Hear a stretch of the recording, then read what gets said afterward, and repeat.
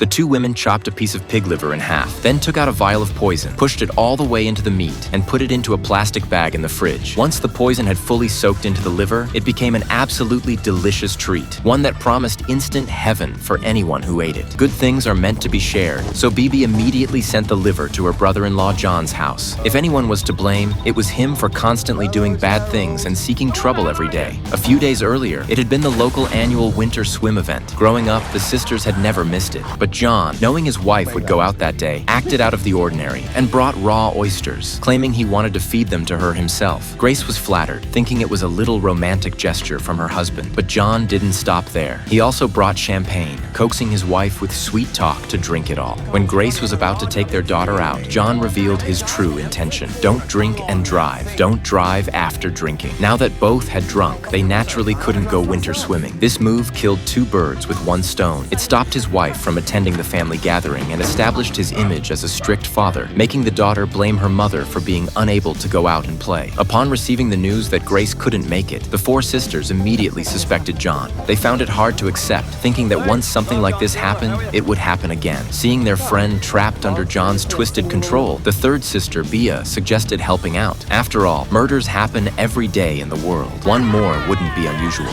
The women excitedly discussed ways to deal with their brother-in-law. Once someone gets an idea, they can't resist trying to execute it. Eva and Bibi had secretly planned something before, but due to a twist of fate, John had escaped unharmed. This time, they got poison from Shula, who worked as a nurse, determined to send their annoying brother-in-law straight to hell. Having grown up together, they knew Grace was allergic to pig liver, and their niece Flora had inherited the same problem. The only one in the house who loved pig liver was John. The plan was going smoothly. Grace had already coated the liver with flour, ready to fry it, but Shula couldn't bring herself to commit murder and wanted to call for updates. Grace became flustered, accidentally dropping the liver on the floor. After a few moments of hesitation, she decided not to waste the food. That afternoon, the three sisters waited anxiously at home for news. When Grace finally called, nobody dared to answer. In the end, the youngest, Eva, cleverly put the call on speakerphone. They quickly covered their mouths to keep from laughing and tried to act calm to comfort Grace. But on the other end, Grace said she wanted to bury someone in the garden. The sisters immediately realized something was wrong. The liver must have been eaten by the dog, and indeed, they were right. As cries came from the phone, the sisters burst into tears as well.